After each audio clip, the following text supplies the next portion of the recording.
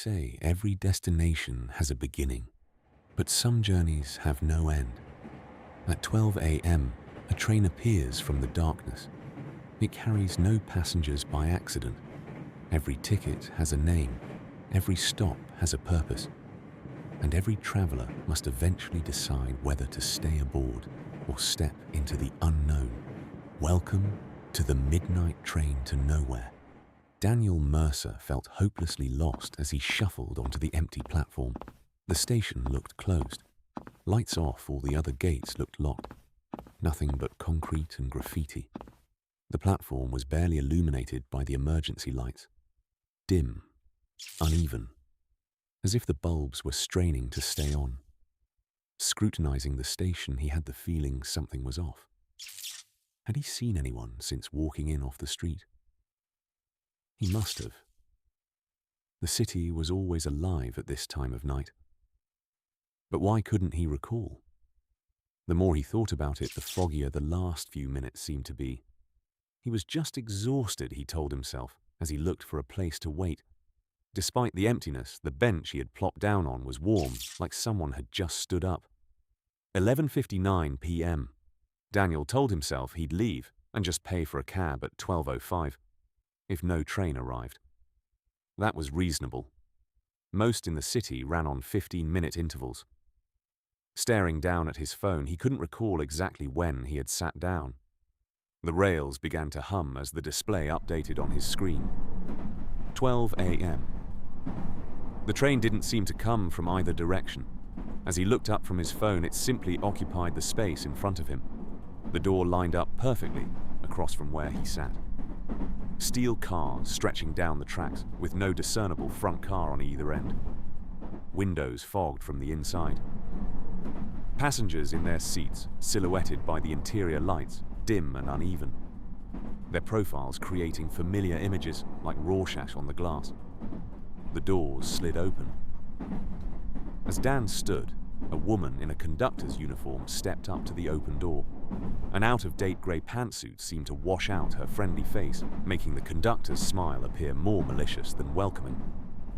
The clipboard in her hand held a few loose sheets with script that ran in neat columns and rows. Putting pressure on the clip, she released a single ticket that had been held atop the sheets. "Daniel Mercer," she said, meeting his eyes for a moment before returning them to her clipboard. "How do you—" She didn't ask, just stated, her hand holding out the ticket instead of asking him for his own. Hesitantly, he took it, his eyebrows lifting in shock and question. With a quick stroke, she checked something off along the edge of the page. "I think you've got the wrong—" "Passenger 041, she said in a matter-of-fact tone, tucking the clipboard under her arm before he can read any further. "The boarding window is closing. Will you be joining us?" The air inside felt pressurized, not heavy, but somehow anticipatory.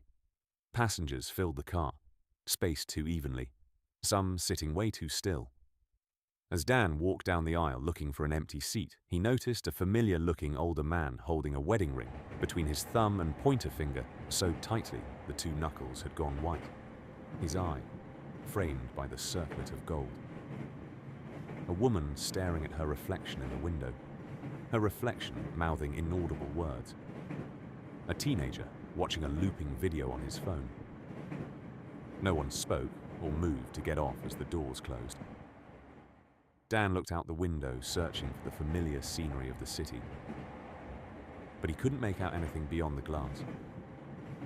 "You won't be able to see anything until it stops," said the woman who seemed to be carrying on an inaudible conversation with her reflection. "Where's the next stop?" "Union Street, right?" Dan asked, staring at the back of the woman's head. She had never turned from the window. "Depends why you're here," she said somberly, then continued on again with herself. Dan could see her reflection mouthing words quickly in the fogged window. That made Dan pause, and he checked his phone again. 12:05 a.m. Still, he watched a light flicker overhead and started to count the pulses. By the 50th flicker, the hum of the train had changed pitch. Sometime later, he paused a moment. He was no longer sure how long he'd been counting. "Upcoming stop," said the conductor over the train speakers. "Prepare to disembark. Passenger 041. No one else moved, but Dan's chest tightened as he looked down at the ticket the conductor had given him. Aged white paper with his name and the numbers 041 italicized and centered on the small slip. Underneath the numbers was a punch tab, 4 in total. But what did it all mean? Outside the window, a station bloomed up from the darkness. Not one he remembered, but one that seemed familiar. The name on the sign flickered, struggling to resolve.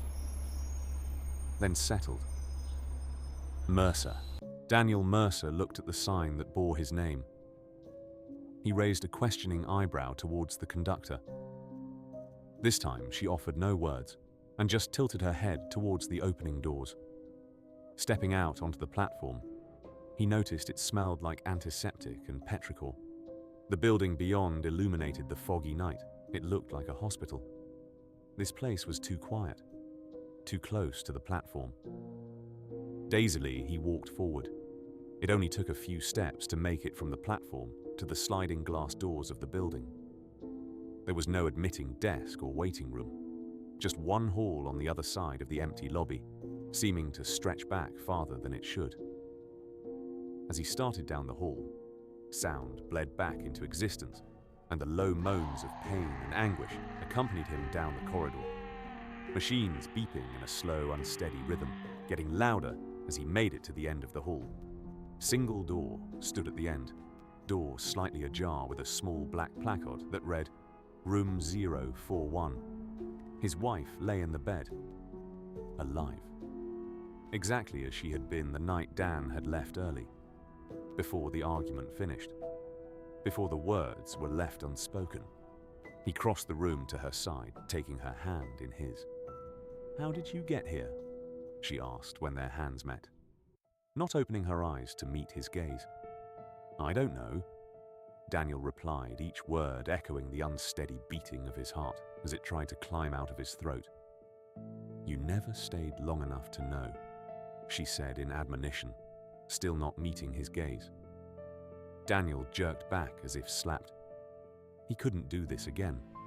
He wouldn't with that thought. As he released her hand, the room warped, shifted for a moment, rejecting him. As he rejected it. "You don't get to know."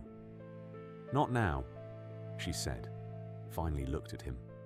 Green eyes tired but fluttering open only to show him pity and despair. Not angry, not forgiving, just finished. "Why am I here?" he said, meeting her eyes. In that moment he felt just as he had that final week of her life, when there was no more options and he couldn't offer her hope. Helpless. Like if he left now, maybe he wouldn't disappoint her. Maybe he could save her, his pain mirroring hers. "It seems you'll be going back around. You were never good at facing the things you couldn't accept," she said in finality, lowering her head back onto the pillow as the light began to siphon from the room. In the distance, the train horn sounded. It would depart from the station soon. Dan didn't realize he had started moving, hustling down the stretching corridor. The sanitized white light of this place made his shadow dance along the walls. The doors along the hall were all open now. The agony and pain of those inside vibrated with the shock of his running feet slapping the tile, everything reverberating in his head. He did not stop to look. All he could make himself do, like so many times before, was run. The platform in view seemed to be fading at the edges, the scene melting into he could not say what. With a final burst of speed, he made it to the train, reaching his arm through to stop the doors from closing. He had made it. Barely. The conductor was standing just inside the car and gave him a wry smile as the door opened on his arm and allowed him in. She reached out her hand. "Ticket, please," she said, holding out her hand. Dan released his balled-up fist. He had been clenching his hand around the ticket since he started running. The conductor gently slid the ticket from his palm. That's when he noticed the circlet of gold he was also clutching in his hand. His wife's ring. He stared at the band of gold as the conductor lightly set the ticket back into the hand he was studying. A hole punch had been made in the slot under the 0. Her business done, she returned to the study of her clipboard with a perfunctory gesture for him to enter and find a seat. "What happens now?" Dan asked in an almost whisper. "You continue on your journey," she said in a matter-of-fact tone. The train moved again.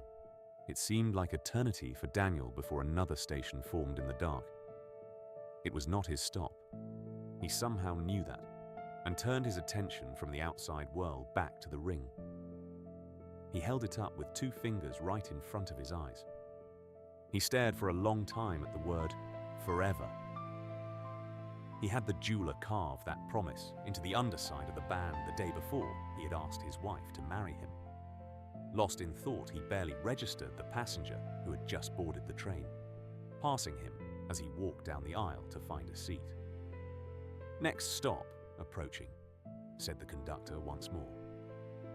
Running from problems tends to be the long way around, but inevitably you will find yourself back at the start and facing the same problem. And the midnight train is very patient. Until then, watch the tracks, listen for the whistle, and if the doors open for you, choose carefully. This has been Midnight Train to Nowhere. We'll see you at the next stop.